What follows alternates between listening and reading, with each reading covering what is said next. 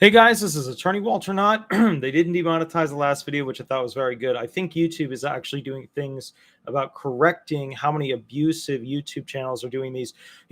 Fourth stimulus coming out tomorrow, fifth stimulus coming out. Those are all wrong. They're not correct. Do not follow those YouTube channels that basically have that information in them, unless you want to, of course. But the bottom line is, I'm going to tell you what certain groups like the CBO are issuing, what the Center on Budget and Policy Priorities is issuing. I'm going to go into the specifics for what's happening with a potential fourth stimulus, and then going into why there will not be an actual fourth stimulus or a fifth stimulus or a sixth stimulus or any of those things. Let's get right to it, because this video is going to be a little bit long and more technical.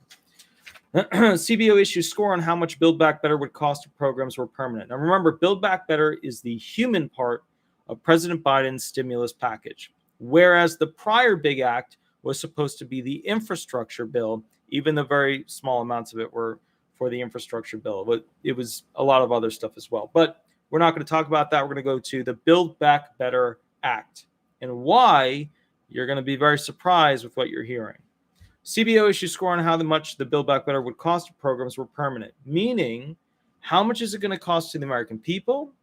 How much debt is going to be put on the shoulders of the American people going forward?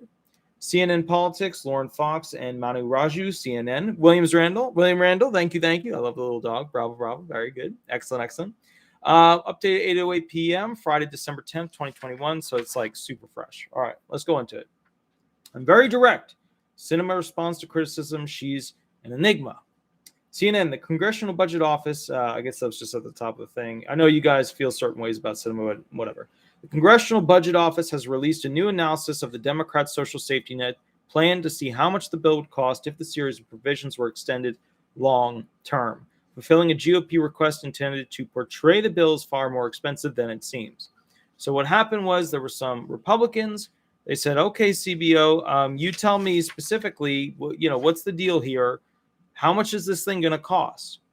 If any of these things continue past the sunset period where they slowly begin to end, right? These benefits to the people slowly begin to end.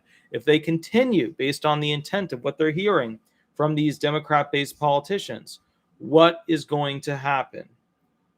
Here we go. The CBO estimates that the version of the legislation without sunsets would increase the deficit by $3 trillion over 2022 to 2031. The analysis assumes that any extension wouldn't be paid for. The current bill, known as the Build Back Better Act, does not include such extensions to the provisions. Now, they could always pass extensions, changes, modifications of how they're going to fund it, stuff like that. But it's interesting. These people are very worried about the inflation due to the increase of debt that the country then would go into as a result of the Build Back Better Act. Then you have other left-leaning groups that are rebranding the Build Back Better Act as not a hyperinflation problem. Let's keep reading. President Joe Biden has also said publicly that if any of the programs in Build Back Better were extended, they would be paid for in those subsequent years. He would have to pass additional acts. But remember, that might be problematic for him if, for example, he loses the Senate. Start thinking about this. If he loses the Senate, he's not getting anything through. I welcome a serious conversation. This is from him. I welcome a serious conversation about how to pay for the investments we make, but here's what those critics are not telling you. They're not telling you that I've committed to paying for every single program that extended, if any, are in future legislation, whether that's for a day or a decade. So Biden's saying, these programs I'm putting out, my intent is to make them permanent going forward, and I will continue to pass legislation to push it forward. Howdy, John Burrs. Howdy, William Randall. Deb Carter. Mike Duro. Pinch Runner. Howdy. Okay, good. Okay, now here we go. Next thing. Republican Senator Lindsey Graham of South Carolina, the ranking member of the Senate Budget Committee, addressed Manchin specifically during a news conference Friday at the Capitol. Okay? So let's see. I talked to him this morning, and he was stunned, Graham said of Manchin. I think he felt vindicated in that his concerns were legitimate. Manchin's office said the senator had yet to comment on their conversation. Not long after the analysis posted, Senate Majority Leader Chuck Schumer and House Speaker Nancy Pelosi released statements responding to it, saying This is a fake CBO report because they argue any extensions of the program would be fully offset. So what's not included in this is the argument that is valid. The Democrats are saying this isn't realistic because we'll have future acts to pay for it. Therefore, the debt won't be this bad. Increasing the national debt won't be this bad, right? That's what the Democrats are arguing. The Republicans are arguing it's going to be really, really expensive. Oh my goodness, oh my gosh, yada, yada. But the Republicans are actually right on this. And they're right on this because they're going to play stall games if they get the Senate back, where they're not going to pass updates to this. And then these things are going to probably either have to, like, whatever these benefits that do come from the Build Back Better Act, they're either going to sunset out, meaning they'll just die as they die out, or President Biden will try to push them through and make some of them continue. He might do that through whatever means he can, whether it's an executive order or maybe it's just, they can rally enough Democrats and a few Republicans, whatever. But the bottom line is the Republicans are right here because if they play their stall tactics, President Biden will not be able to pass future acts to pay for these things. The CBO released a letter later Friday in response to Schumer's criticisms, saying in part the modifications that CBO analyzed were specified by Senator Lindsey Graham and Congressman Jason Smith. The modifications would make various policies permanent rather than temporary, making the deficit larger than the version of the bill that was passed by the House of Representatives. So the CBO, which is a government group, had to defend itself from the Democrats in this case. Usually we see a lot of things of them trying to defend themselves from the Republicans. And what happened is they basically said, hey guys, these are the provisions that the Republicans gave us. What we're seeing here is politics, and my hands are all beat up. I know that. It's because I was playing with Sweetie and she gets too aggressive. Food was involved and she's a chubby little monkey and I love her. All right. So the problem we're seeing here is that we're seeing political games played with these different agencies. And ultimately, they use them as tools to go ahead and manipulate people through the major news outlets. Let's go over here. Now, Pinch Runner, if you put forth stimulus in another title, I'm going to stop watching. I told you in the spring 2021 there would be no more stimulus for the plebeian. You said 4th of July then, no bailout for the disabled. Pinch Runner, the whole purpose of these videos is to literally explain to people that there's not going to be a fourth stimulus. Because, like this video says, there is a number one reason that nothing will be going forward for the American people when it comes to increasing things other than those things that are being pushed in this Build Back Better agenda. And that's because hyperinflation is so extreme and people are afraid of it that you see all these left-leaning groups come out to go ahead and defend it. So not only is it important to talk about why there's not going to be a fourth stimulus, which you're saying I shouldn't make fourth stimulus videos because there's not going to be one in the future. The whole point of this video is about no fourth stimulus. So my point here is, guys, I don't care if you watch other channels or do whatever, but you need to understand that inflation is a real thing. You saw this 5.9 increase in a lot of your benefits for the disabled, right? A lot of you guys saw that and you thought, wow, this is a great increase. But now you know from the education of different channels that that's actually just a form of dollar control, where basically it's giving you the same amount of money, even though it's more as a dollar amount, to buy the same stuff. You didn't get a raise. All you got was the same amount of money it would take to buy the same amount of stuff that you bought the previous year. Center on budget and policy priorities. Inflation concerns should not impede enactment to Build Back Better. December 8th, 2021 by Chad Stone. The Center on Budget and Policy Priorities usually comes out some, in my opinion, more direct and number-related stuff. This is a bit of a puff piece. It may have been rushed. I'm not sure what the deal is. But bottom line is, it's interesting. And they specifically outline in it why there will be no fourth stimulus. Critics of the House passed Build Back Better legislation have argued that the recent rise in inflation is a reason to forego or scale back the legislation's investments, which would cut poverty, especially among children, boost opportunity and productivity, advance racial equity, and fight climate change.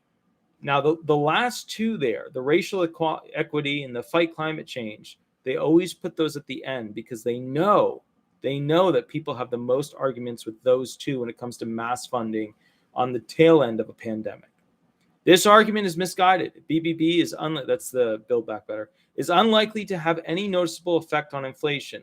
More important, the long-term benefits from its investments are large, while the risks of it generating inflation that the Federal Reserve cannot manage are small. So they're admitting, yes, of course, the Build Back Better is going to cause inflation. That's the number one reason that they're not going to be doing a fourth stimulus to the people at the federal level. Bottom line, that's the number one reason. They're admitting it, but they're saying the inflation will be small. And that's because the Federal Reserve has tools to go ahead and deal with it. But haven't they been using a lot of those tools already? And how far can we stress and stretch those tools? Okay, next one. Build Back Better would add only moderately to deficits in the short term and reduce them in the longer term. So what they're saying here is, yeah, there will be some inflation. It won't be that bad, but it'll only be short term, and then it gets better in the long term. Well, here's the problem, guys. The short term is going to be like the immediate thing that gets us out of this whole problem, which means that if we keep increasing debt without a better plan to go ahead and pay for it than just charging a lot of the rich, which is the main thing for taxing the rich in this situation, that's not going to solve this problem in a long-term sense. We need to audit the government. That's what we need to do to find out where all the money is going. That's the first thing. All right, let's go through this. Build Back Better would add only moderately to deficits in the short term and reduce them in the longer term. I'm not sure how to reduce them in the longer term. And they didn't really give a good, expression here financially. The House passed BBB would increase the deficit by 0.6% of gross domestic product in fiscal year 2022 and by diminishing percentages through 2026 before starting to reduce deficits in 2027, according to the Congressional Budget Office. That's the whole CBO group. I'm sorry, I should have said that in the earlier video or in the earlier part of this video. CBO stands for Congressional Budget Office.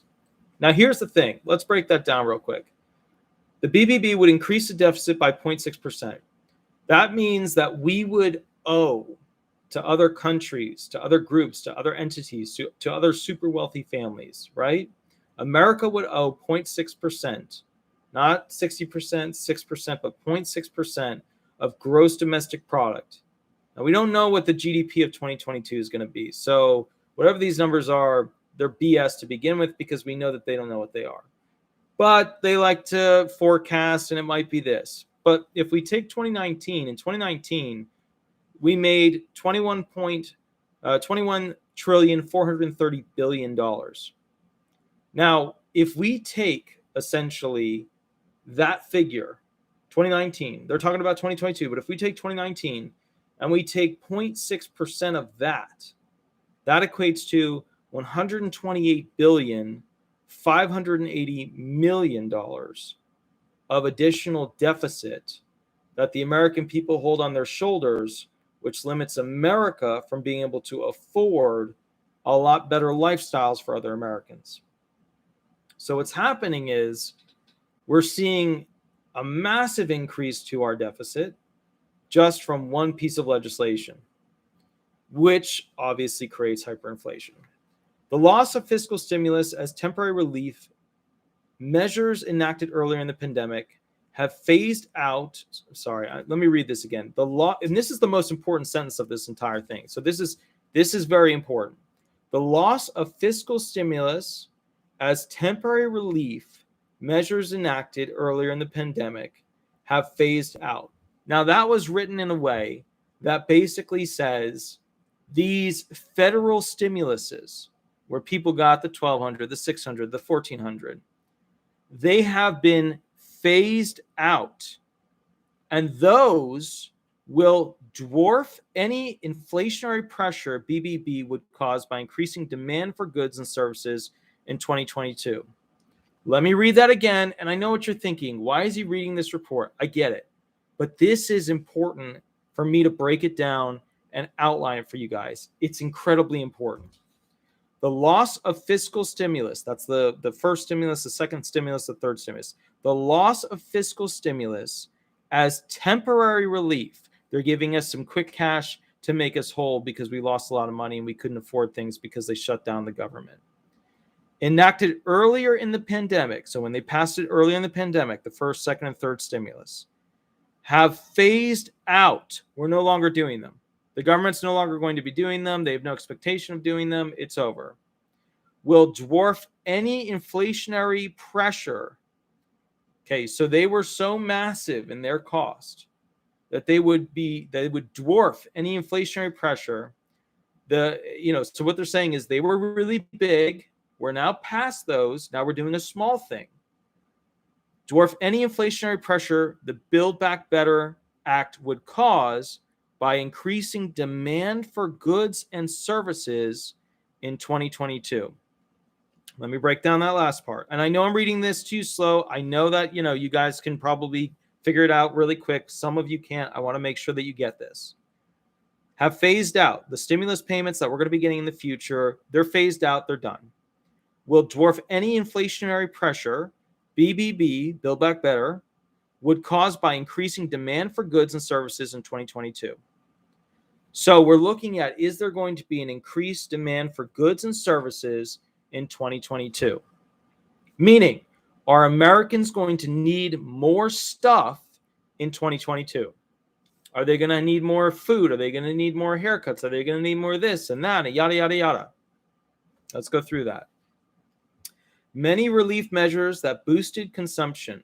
By the way, I didn't like how that previous sentence was written. They could have written it way more clearly. Many relief measures that boosted consumption, such as stimulus payments and expanded jobless benefits, right? GXY, thank you. Thank you. Thank you. It's like an amazing funder of the channel. This is like our greatest fund. I'm going to get you like a special wreath thing for you. Thank you, GXY. I appreciate it. So what's going on here is many relief measures that boosted consumption. Okay, consumption. So many relief, when we had the third stimulus, the second stimulus, the first stimulus, it boosted consumption because when you give poor people money, they go buy food, they go buy stuff, right? They consume products, goods, services, etc. Many relief measures that boosted consumption. So those things that we got, those stimulus payments, they help boost consumption, such as stimulus payments and expanded jobless benefits, right? They got to not have to work and they still got benefits, have ended. Done. No more fourth stimulus. Creating a drag on economic growth that will be much larger than the modest stimulus impact of BBB measures in the near term. So what they're saying is they gave us a bunch of money. We bought a bunch of stuff. I know I did. I used my stimulus payments to buy the supplies and gear I needed to work on the New Jersey farm that you guys saw. So what they're saying is when they gave us stimulus money, we spent it. We bought food, we bought services, we bought stuff, okay? But creating a drag on economic growth that will be much. So when we don't have those, it creates a drag on economic growth. It pulls economic growth slowly down or quickly down, right? In this case, it would be quickly because let's call it like it is. If you're not giving Americans lots of money to spend on things, then they're not going to be able to spend on things to go ahead and buy products and goods and services and all that stuff. Let me read it finally. Creating a drag on economic growth that will be much larger than the modest stimulus impact of BBB measures in the near term. So what they're saying is the BBB is not going to be a big booster for people to buy and need stuff. Because when we got stimulus money, we bought stuff. I bought stuff on like the levels of attorneys that exist out there. I'm on the poorest scale because I do disability law mostly for the homeless. So the bottom line was we bought stuff. That required a lot of products. It required a lot of services. But they're saying that without that money, we basically, have super slowed down how we buy products and, use services, etc. because we don't have the money to buy them. And what they're saying here is that creating a drag on economic growth, they'll be much larger. So that drag on economic growth, which I think is, and they didn't phrase this well. Modest stimulus impact of BBB measures in the near term. So what they're saying here is that the BBB will be a totally different act on how the economy has to interact with it. What they're saying here is that those stimulus payments were a form of over stimulus. They gave us too much money, right? We didn't have to work and pay into the system. We got lots of money. We bought a bunch of stuff. We were with an over stimulus. But the BBB, Build Back Better, isn't going to make that mistake. It's not going to fund the American people just, in-home house aid, children, yada, yada, yada. So what that means is that he summarized, and we're only down to here so far. We should be way farther, and I'm sorry for that. But we're only down to here. What that means is that they're saying the first three stimulus acts that came out. They overstimulated. They gave us too much money, and that screwed up our economy and pushed us into hyperinflation. Now, I know a lot of you guys don't have money. And I know that when you spend money, it's because you got money and you needed food and resources, the basics. So essentially, has it ever been a bad thing for people to have money to buy the basics? No. But if people have more money to buy the basics, what does that mean? They're buying more. Ergo, the price can now go up, which means a form of inflation, because that's the business model. When there's more people wanting something, the price goes up. When people don't want something as much, the price goes down. So here's the funny thing. If we don't have a bunch of stimulus money coming to us, right? Since we don't have $1,000 check, a $1,400 check, a $2,000 Thanksgiving special check, since we don't have any of that BS crap that the other channels on YouTube are selling, right? Then, yeah, pinch runner, you're right about that. They didn't prep or get dental care or pay off debt. Yeah. Then what happens is this. It means that we're not buying as much as we used to. So then the price of stuff should go down, right? That's what makes sense. That would make sense. If there's less of a need, right? If people are purchasing it less, then the price of the item goes down because there's not as much excitement to go get it. When there's a lot of excitement and everybody had stimulus money, the price of things should have gone up. But I bet you this, you guys have noticed everything in Walmart and Publix, it's getting a hell of a lot more expensive, way more expensive. So what does this mean?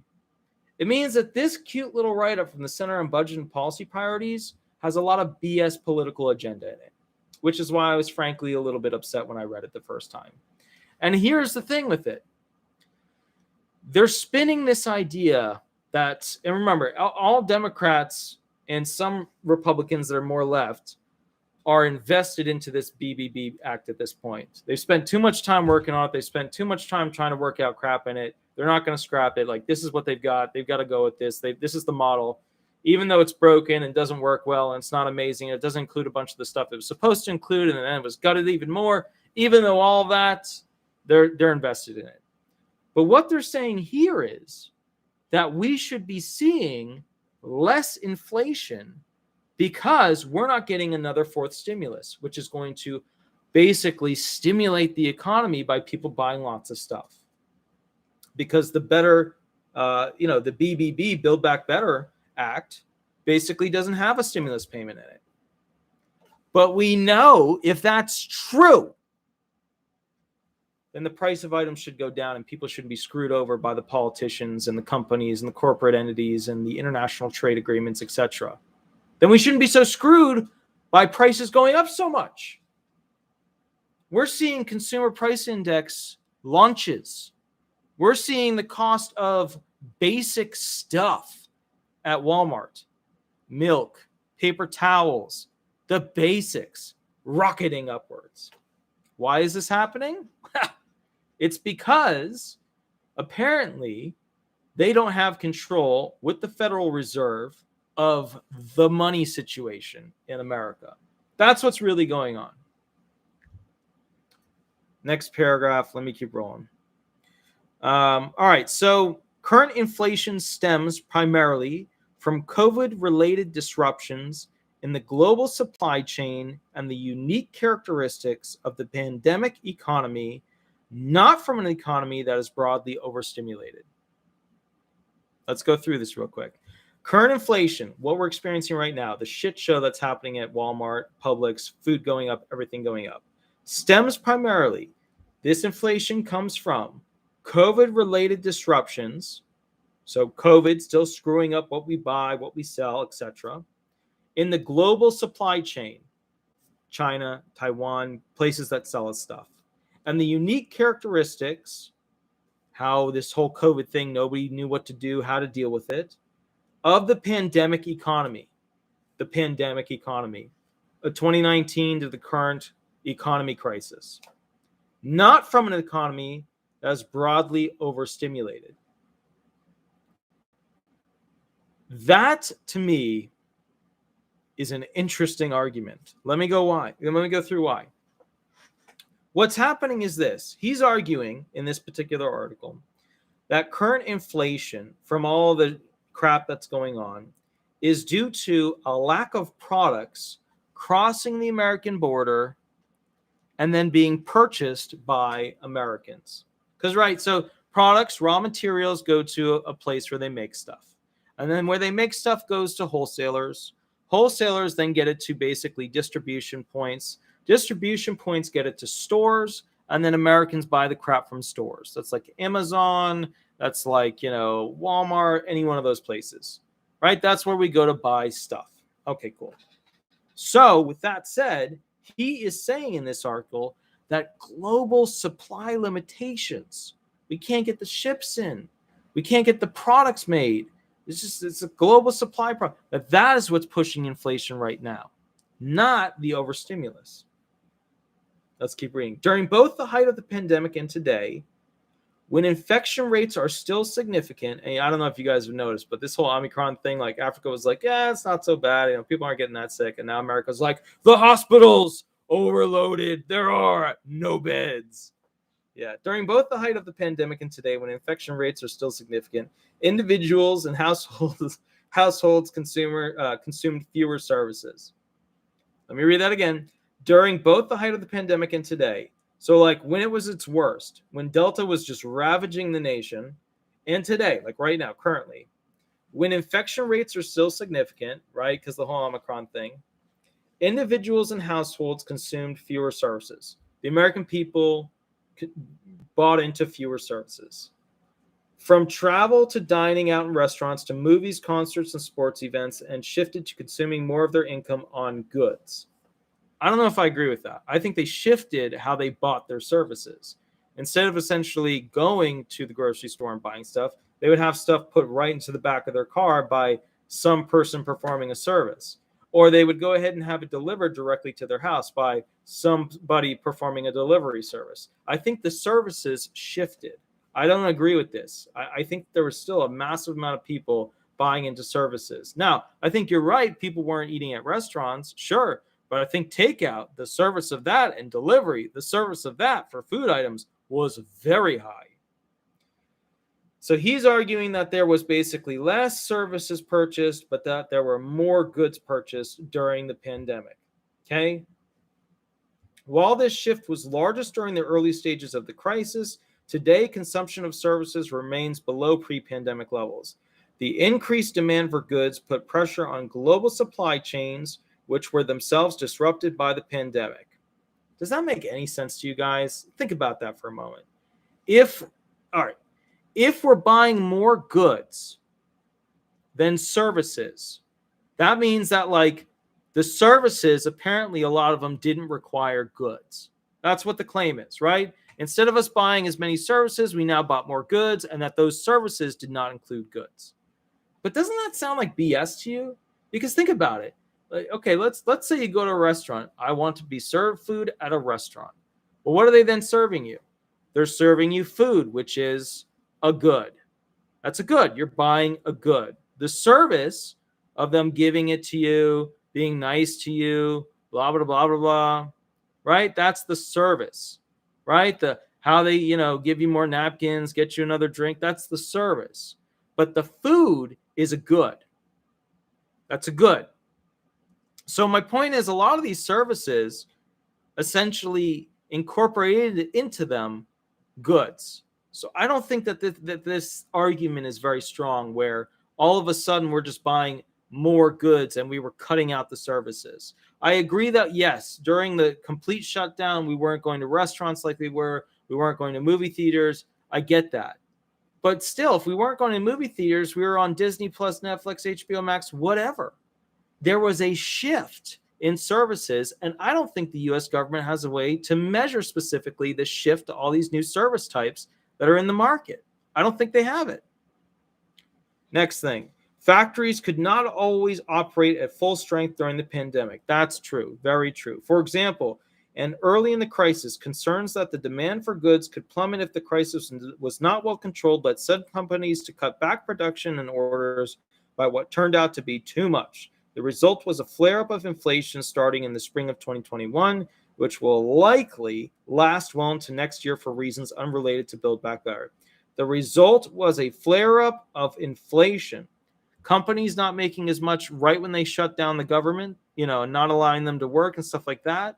And then them coming back and being like, I don't know how much is going to come back, and not building as much. Yeah, that's probably true. That's probably accurate. The result was a flare-up of inflation starting in the spring of 2021, which will likely last well into the next year for reasons unrelated to Build Back Better. So remember, this is a piece that's pushing an agenda that Build Back Better, highly politicized, left-based, act, is essentially a device, right? This article is a device to say the Build Back Better didn't cause the inflation, and it's not going to cause more inflation. Although, it is kind of funny, though, when you look at their arguments are that the early stimulus payments caused inflation. It is interesting because if you have early stimulus payments causing inflation and companies shutting down and not having enough products, and then you come out with a Build Back Better, which was gutted and doesn't help a lot of the people it's supposed to, all you end up with is basically unhappy Americans that don't have money, that can't be buying stuff. If they can't buy stuff, right, the price of stuff is probably going to go down. But yet, we're seeing this. It's interesting. Addressing inflation and meeting the nation's investment needs are two separate tasks. So now they're going to split it. They got a dichotomy. They're going to take away the corrosion that could be placed on the shoulders of the Build Back Better. The Federal Reserve has primary responsibility for addressing inflation as part of its dual mandate from Congress to promote stable prices and maximum employment, and it has the tools to do that. So here's where they're going to start arguing about essentially how the federal government has the tools to control what happens with our money's worth. If we go to buy something today, the federal government should be able to control it so that it's only slightly more expensive a year from now. Although that's not obviously what we're seeing. Therefore, we know that this is BS because the federal government doesn't have the tools because we're already seeing hyperinflation occur. All right. So current Fed policy is still accommodating towards further expansion, reflecting the continued need to generate job growth and to protect the economy against continued uncertainties related to the pandemic itself. But when necessary, the Fed can offset unwanted inflationary pressures by gradually tightening monetary policy, starting with reducing its holdings of Treasury and mortgage-backed securities acquired to support the economic recovery. It currently is tapering purchases and has signaled that it will likely speed up the tapering and ultimately raising its short-term interest rate target gradually. So what that means is they're going to make it harder for people to get loans. The interest rates are going to go up. People are going to have a less American lifestyle. Let's just call it like it is. They're not going to have as much money. And people are going to be unable to afford more things, right? And as a result of that, basically, they are controlling. And then, of course, they buy off and sell off bonds to play with the game to see what they can get the dollar to do. But what they're saying here that's, I think, interesting is that the feds should be able to control what's going on, but they can't. Or at least they could, but they're afraid. If they apply the gas on making loans more expensive and doing all these other things, and here, I even printed out an article specifically. Here's a cute one that you guys might enjoy, but we'll go through that a little bit later. The Fed can fight inflation, but it may come at the cost of future growth. Well, what's happening is when they tap the brakes on basically the United States growing and doing well and being successful, that helps with the inflation problem. So what they're wondering is how much of tapping the brakes are they going to need to do to quell the problem of everything becoming more expensive? And as a result of that, it's one of those gigs where, putting it very simply, we know that the federal government is starting to turn around from this whole fund the people thing. Now, if the federal government is against the idea of a fourth stimulus because of hyperinflation, which is exactly what this is, we know that likely they're not going to be spending lots in the future as well. which means Biden may become a little bit of a fibber when it comes to continuing to fund these things that are in the Build Back Better Act. And the reason why that is that Biden is going to be facing a really crap economy going forward. All right, now let's keep rolling. The major rating agencies, Moody's, they always let me read through this. But when necessary, the Fed can offset them on inflationary pressures. All right, we were the major rating agencies. This is where they're going to throw in like people from Harvard and Yale and like, that's what they said, and this is how this goes. This is where they throw the experts at us. The major rating agencies, Moody's and Fitch, both agree that the BBB and the recently enacted infrastructure legislation would not add to inflationary pressures. Now, remember, that is a cute way of kind of BSing people, because how do you define inflationary pressures, right? If the first couple of stimulus payments caused inflation problems, then this one is not going to. But how do we gauge that inflationary pressure? Is that like 5 psi? Is that like 100 psi? Where do we gauge that? Also, many economists have concluded that the BBB would not make the Fed's task of controlling inflation more difficult and should not stand in the way of enacting the needed investment in BBB, which would expand the economy's capacity to produce goods and services in the longer term, strengthen economic growth, and ease future inflationary pressures. What's interesting about that is I thought the Build Back Better plan was less about that, and I thought the infrastructure plan was more about that. But then I was having a tough time gauging why the infrastructure plan had so much stuff in it that wasn't directly related to that. Infrastructure. Build Back Better would not overstimulate the economy. All right, now this is the most important part of this piece, because it goes into why so much was cut out of that, Build Back Better plan. There were ideas to help the disabled in there, ideas to help the retired in there in a much larger sense. This is going to go into specifically why those were gutted out of it.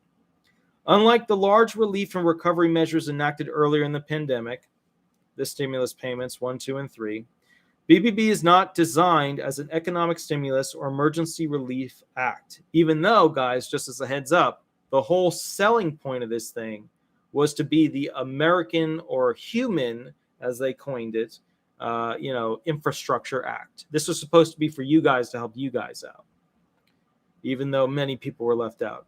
CBO estimates that the House passed BBB legislation would increase the budget deficit by 0.6% of GDP in fiscal year 2022 and by diminishing percentages through 2026, before starting to reduce deficits in 2027 and subsequent years. These projected near-term increases in deficits due to BBB are relatively small, especially in comparison with the large drag on aggregate demand and economic growth exerted by the waning or earlier stimulus measures. Those earlier measures contributed to stimulating demand and increasing the primary budget deficit. That is, the deficit apart from interest payments on the debt, by 10% of GDP in 2020. Relative to the previous year, an August 2021 analysis by the President's Council of Economic Advisors, CEA, found in 2021, the measures widened the primary deficit further by only by 2% of GDP, with a much lower amount of stimulus remaining in 2022 than in 2021. The primary deficit is projected to fall by an amount equal to 9% of GDP, exerting a substantial drag on GDP growth. The fiscal stimulus effects of BBB, this is the important part, plus the recently enacted infrastructure legislation would only modestly reduce this drag in 2022 to a little under 9% of GDP, according to the CEA.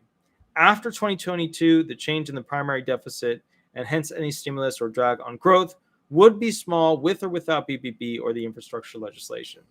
So what they're saying here is there's not going to be a fourth stimulus. There's not going to be a fifth stimulus as we knew it.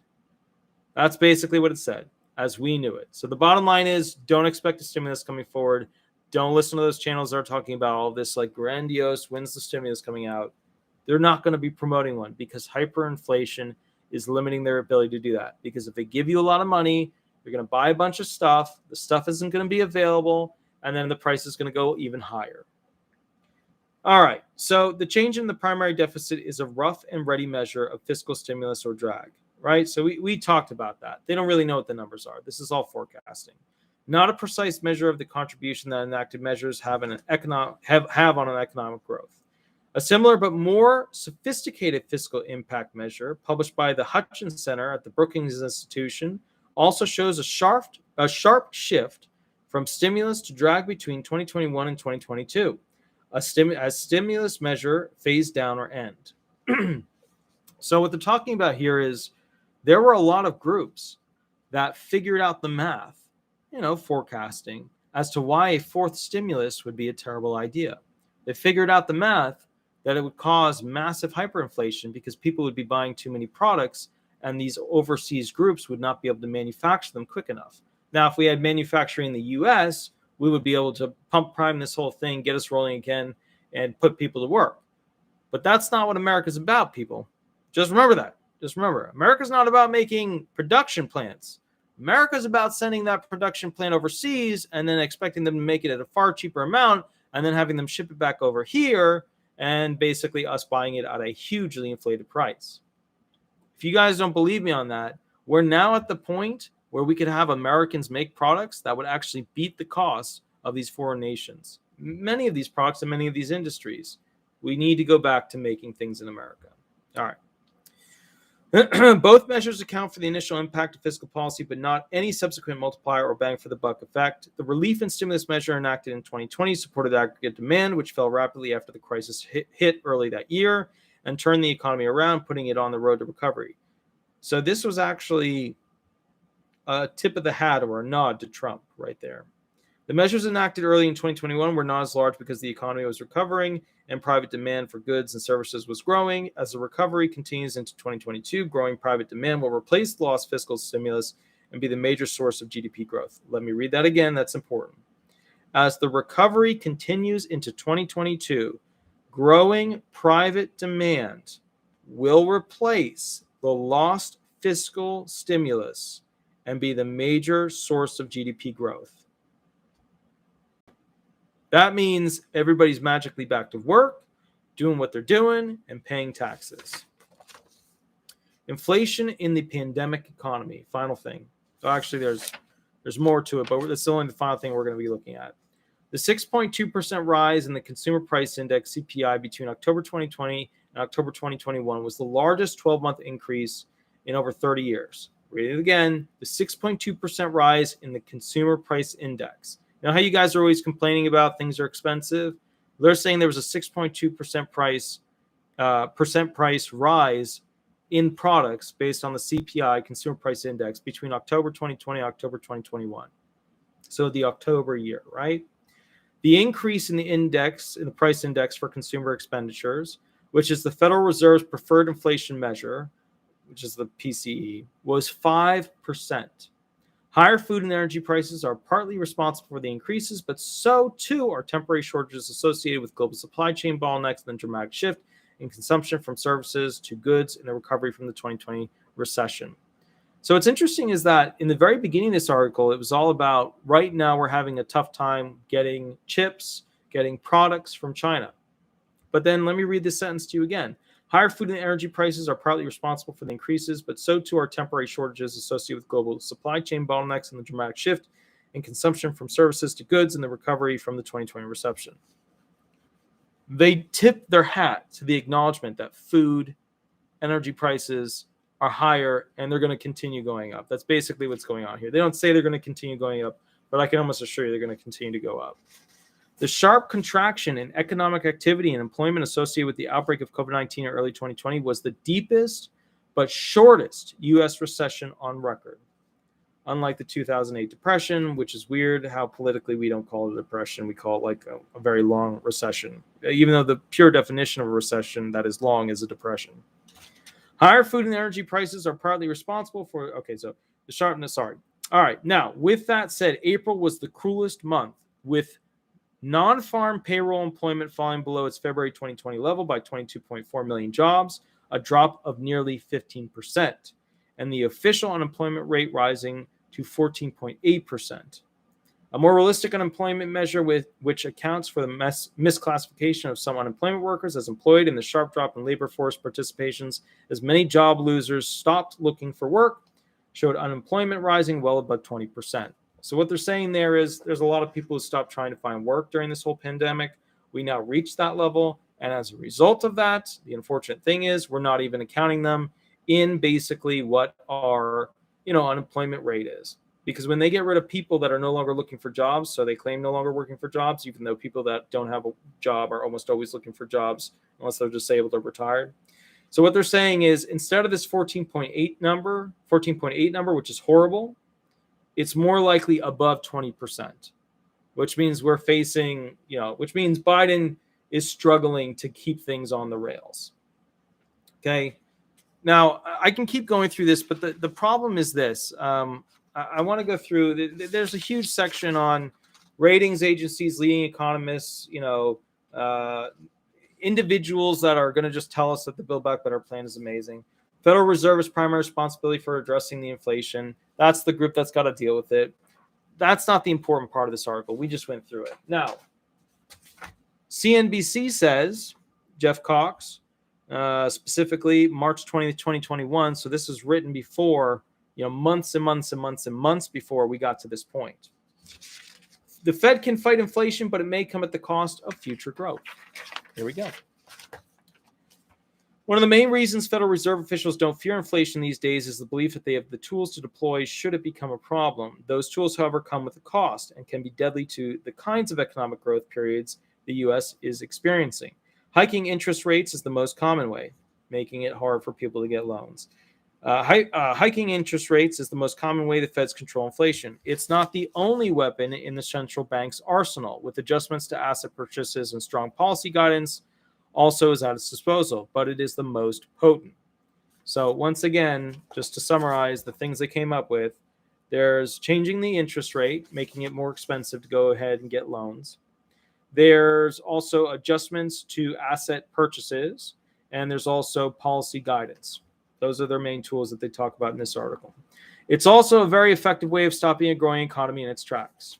So the best way you stop hyperinflation is you absolutely just destroy any potential of the economy growing. That's basically what this comes down to. The late Rudy Dorenbush, a noted MIT economist, once said that none of the expansions in the second half of the 20th century died in bed of old age. Everyone was murdered by the Federal Reserve. In the first part of the 21st century, worries are growing that the central bank might become the culprit again, particularly if the Fed's easy policy approach spurs the kind of inflation that might force it to step on the brake abruptly in the future. Remember how we were talking before about how much are they going to push these brakes when it comes to raising those, percentage points on those loans? How quickly are they going to do it? When are they going to do it? What's going to result from it? The Fed made clear, and the whole point of that is that it's going to stop inflation, which means that your dollar is going to be worth more going forward. Wow, Baylor Terry, thank you. 999 donated. Please take a break. We appreciate you. Tell Cheyenne we say hello. We miss her a lot. You smell bigger with her around. Yeah, I know I do. I know. I haven't had a chance to catch up with her in a while, though, because I've been working so much.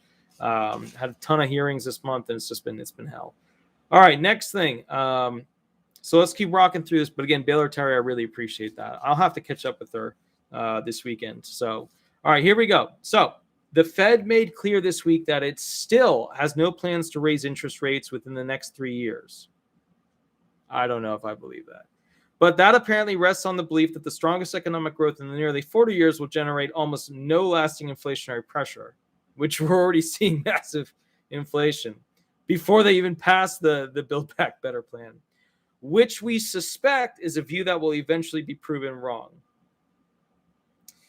Okay, Andrew Hunter, senior U.S. economist at Capital Economics, said in the note Friday, as it pledged to keep short-term borrowing rates anchored near zero and its monthly bond purchases humming at a minimum of $120 billion a month, the Fed also raised its gross domestic product outlook for 2021 to 6.5%, which would be the highest yearly growth rate since 1984. So the Feds think we're going to actually work our way out of this thing. That's what they're thinking. They're thinking that people, the economy, are going to really work really hard, make as much money as they can, and basically pay a lot of taxes. That's what the Feds think is going to happen. That's not the Obama way things happen, and Biden's following similar tactics to that. So I'm not sure how that's going to line up. I don't see that. It's not accurate. You know what I mean? If you had like a Trump guy in there pushing the economy would do this. But, you know, you got a Biden guy in there, you're taxing people more. When you tax people more, you don't have more growth because more people that would start more businesses are less likely to do it. But they're trying to keep those interest rates low so that people can get loans. But if everybody's got a loan and they're stuck paying that off to the government, that's the problem. The Fed also ratcheted up its inflation projection to still a rather mundane 2.2%. We know that that's total BS. We know that's going to be much higher, but higher than the economy has seen since the central bank started targeting a specific rate a decade ago. Competing factors. Most economists and market experts think the Fed's low inflation bet is a safe one for now. A litany of factors is keeping inflation in check. Among those are the inherently disinflationary pressures of a technology-led economy, a jobs market that continues to see. All right, so what they're saying here is the economy is still able to go forward because a lot of the goods, services are technology based, and we're able to do these services because now we have technology, right? We can email, we can fax, we can do video meetings, we can do all that stuff. A jobs market that continues to see nearly 10 million fewer employed Americans than a decade ago. That's not good. And demographic trends that suggest a longer-term limit to productivity and price measures. Those are pretty powerful forces, and I bet they win, said Jim Paulson, chief investment strategist at the Leuthold Group. It may work out, but it's a risk, because if it doesn't work and inflation does get going, the bigger question is, what are you going to do to shut it down? You say you've got policy. What exactly is that going to be? Ooh, that's a zinger to the feds. That was actually well put. But that's the bottom line is, if you're going to pump the brakes on giving out loans as a government, if you're going to pump the brakes and kill off any future stimulus money as, you know, like 1,400 stimulus, if you're going to kill off that potentially happening, what additional policy are you going to be passing to make sure the dollar is still worth what the dollar should be worth? The inflationary forces are pretty powerful in their own right. An economy that the Atlanta Fed is tracking to grow 5.7% in the first quarter has just gotten a $1.9 trillion stimulus jolt from Congress. Another package could be coming later this year in the form of an infrastructure bill. All right, so this is where they go into what's already happened, right? This is basically the ideas that they have, infrastructure, all that stuff. They go ahead and start pump priming it. And what they're doing is the federal government is basically just mass funding jobs. They are creating and mass funding jobs. That's what they're doing. All these bridges, all these roads, all that junk is just mass funding jobs. But for pipelines. Did you think about that one? Yeah. All right, next thing I want to go through, how do governments reduce inflation? This is basically from Investopedia. All right, so here we go. Okay, here we go. All right, by Leslie Kramer, updated June 17, 2021. Inflation occurs when an economy grows due to increased spending without an increase in the production of goods and services. So people are buying more stuff, but they can't produce more stuff, or they won't produce more stuff. aka Big Pharma. So here's the thing. What you've got is a situation where people have more money and they want to buy stuff with it, but there's not enough products. And as people buy more and more of the products, there's less products. If they keep having more money, then these products become more expensive. When this happens, prices rise and the currency within the economy is worth less than what it was before. The currency essentially won't buy as much as it would before. When a currency is worth less, its exchange rate weakens when compared to other currencies. However, this depends on whether other countries are inflating less than yours. So do they have inflation? Does China have inflation? Does Australia have inflation? Does India have inflation? Who has the worst inflation? If they are inflating faster than your country, your currency might strengthen, which is a basic purchasing power parity argument. There are many methods used to control inflation. Some work well, while others may have damaging effects. I mean, to some degree, they all have damaging effects. For example, controlling inflation through wage and price controls can cause a recession and cause job losses. That's why they're passing these acts, so that they can mass fund job creation. So monetary policy, contractionary. One popular method of controlling inflation is through a contractionary monetary policy. The goal of a contractionary policy is to reduce the money supply within an economy by decreasing bond prices and increasing interest rates. And what they didn't put in there is not giving you a stimulus. If they give you a stimulus, inflation will be even worse. That's what they're saying here. This helps reduce spending because when there is less money to go around, Those who have money want to keep it and save it instead of spending it. It also means that there is less available credit, which can reduce spending. Reducing spending is important during inflation because it helps halt economic growth and, in turn, the rate of inflation, because people aren't buying as much. If they're not buying as much, the price of the items should go up and the dollar should remain low. Okay. Important. The U.S. Federal Reserve in June announced no change. Okay, so we're going to skip past that because that's old news with that. All right, next thing. Okay, when the Federal Reserve increases its interest rates, banks then have no choice but to increase their rates as well. When banks increase their rates, fewer people want to borrow money because it costs more to do so, while that money accrues at a higher interest. So spending drops, prices drop, and inflation slows. And people don't take as many loans because it costs more to pay them back. Okay. Reserve requirements. The second tool is to increase reserve requirements on the amount of money banks are legally required to keep on hand to cover withdrawals. The more money banks are required to hold back, the less they have to lend to consumers. If they have less to lend, consumers will borrow less, which will decrease spending. So just like, if you go to, Las Vegas, when, you have all these wonderful casinos, they have to keep so much money on hand. That's because people, when they dole out these chips, right? That's like the fake money inside that building that represents money that they can then cash in when they're done, betting on things, etc. It's the same idea as this. When it comes to banks, if the feds require the banks to hold more money in reserve for how much they're putting out there, then the banks have less money to actually put out there in the form of loans. So if you increase the rates, people take out less loans because they're more expensive to pay back. And if you increase the reserve requirements for banks, banks don't have as much money to lend because they got to keep more money on hand to say we have enough money to pay for stuff. Reducing the money supply. This is number 3. The third method is to directly or indirectly reduce the money supply by enacting policies that encourage the reduction of the money supply. 2 examples of this include calling in debts that are owed to the government, increasing the interest paid on bonds so that more investors will buy them. Now, here's the deal with this situation. When you reduce the money supply, you're basically starving the American people of their ability to go ahead and live the American dream, or at least exist. So this is the one that they're using right now on you, the American people. They're saying, we are afraid of inflation. If we give you more money, the bottom line of this whole thing will be that we will have even worse inflation. That's why inflation is the number one reason there will not be a 4th or 5th or 6th stimulus. And what they're saying here is, we're not going to give you money because we need you to be poor so that you're not buying as much, so that goods are not being bought as much, which means that basically there's not as much interest in getting those goods, which means the goods will then basically go down in price because it will be cheaper to buy them because there's less interest in purchasing them. When a lot of people have money and a lot of interest in purchasing those items, then the prices can go up because there's not as much. There's a supply problem. People bought up the stuff and they got to supply more, but they don't have enough supply. So the price goes up because they can't get enough of them. Ergo, the tickle me Elmo theoretical doctrine of economics. All right. The latter policy raises the exchange rate of the currency due to higher demand through capital inflows if your rates are increasing relative to foreign rates, and in turn increases imports and decreases exports.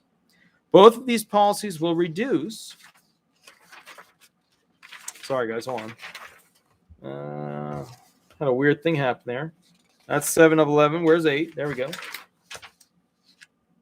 Oh, it just cuts off.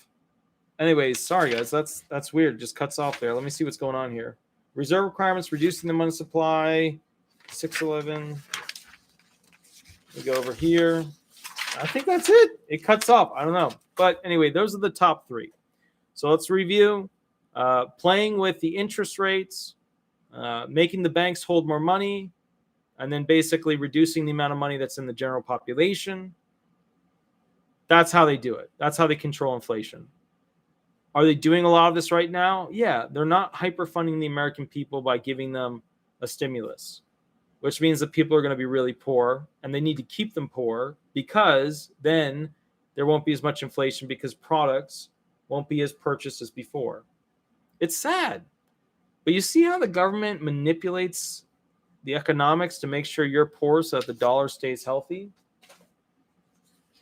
All right, guys. We're going to go through more of these things, but the bottom line here is, and I hope you understand, oh, hey, Pinch Runner, happy birthday. Happy birthday, man. So I think what's happening here is that we have to consider a couple of things that were not discussed. And I'm going to finish this up and then hop off this video. But here's what you need to know. The American dollar is devaluing significantly quickly. So we are going through hyperinflation. They plan to not give you a fourth stimulus because that means that you'll be buying. And if you're buying stuff, then that will cause inflation. They plan to, in the future, raise rates of basically, what it takes to get loans. And they're planning to increase the reserve requirements of how much money banks have to hold in reserve so that you can't as easily get loans. What this means is that if you are like me with hundreds of thousands of dollars worth of student loans, you don't really give a crap because you weren't going to take out more loans anyways. But for most people that want to start businesses, that want to grow things, that want to grow their business and have further investments, it basically means that essentially we're going to see the economy grind to a just stop in growth. We're not going to be growing. We're not going to be adding jobs. We're going to be less competitive against other countries. This is the moment where China will basically do significantly better than the United States. And that's a problem because China intends to, and they even did an article recently on their specific, national, their version of federal, news. They did a national report that they are ready to meet U.S. forces with their firepower. So what's happening is we are seeing a switch in the global environment as to who's the big bad beast. And the American government and the American people are going down, and China is going up. And Russia is doing poorly. They're doing very badly. Their financial situation is terrible. So the bottom line is what we're looking for in the future is there going to be a fourth stimulus? No. There will never be another fourth stimulus until they fix this whole inflation problem, which will take 3 to 4 years at the very earliest.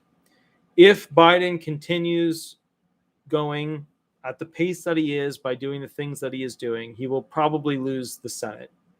When he loses the Senate, he'll not be able to get anything else through going forward, which means that basically he will be a lame duck president. If, and I don't think this will happen, he loses the House as well, I don't think that'll happen. He would be impeached, and then Kamala Harris would take over, and who knows what will happen from there.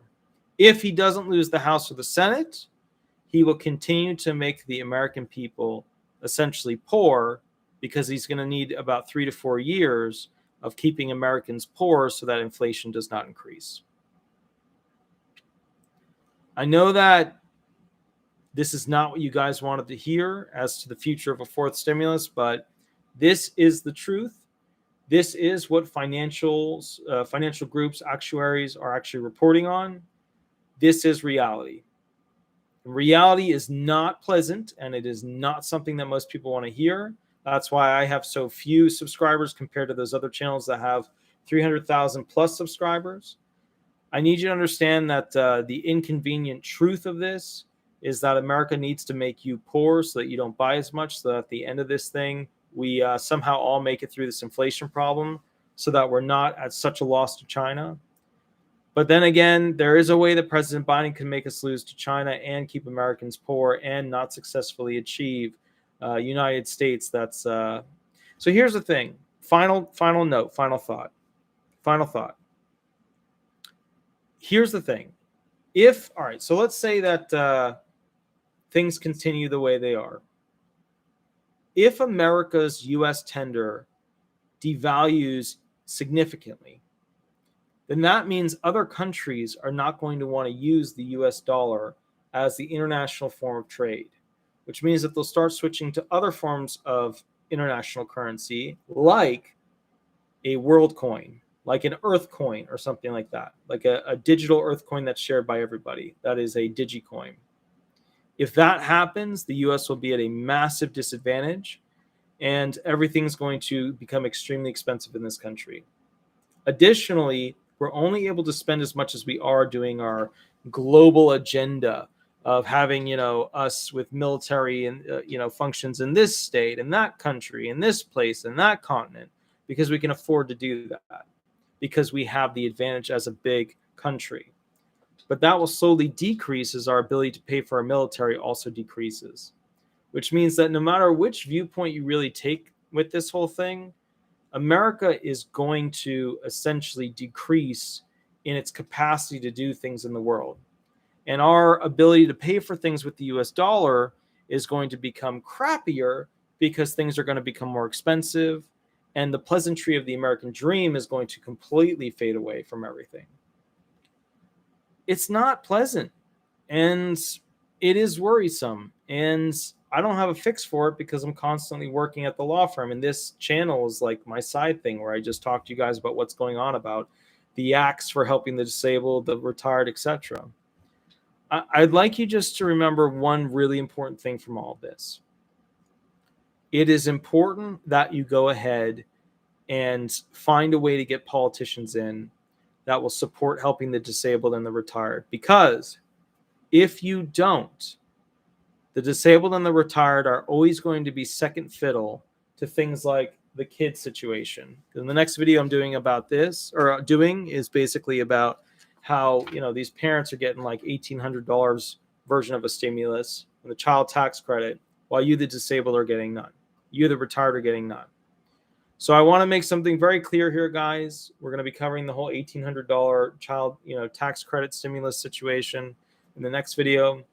But there is a big problem, and that is that America needs you to be poor as a federal government so that you're not buying stuff, so that the US dollar does not increase at such a ridiculous rate. It sucks. It's just not good. Anyways, guys, I'm getting a little bit tired. I will catch you a little bit later. I'll be going live in about 15 minutes to talk about the $1,800 child tax credit. And sorry, that wasn't even the right spot. And then we'll kind of catch up from there. And I know it's going to infuriate some of you. Some of you have kids, and this is really going to help you. But I'll be explaining that one in the next video. Have a wonderful, wonderful day. I will catch you a little bit later, and we'll go from there. Also, happy birthday, Pinch Runner. I just saw in the very end. That's awesome, man. That's awesome. So I'll catch you a little bit later. Have a wonderful day, guys. Thanks so much. Bye-bye.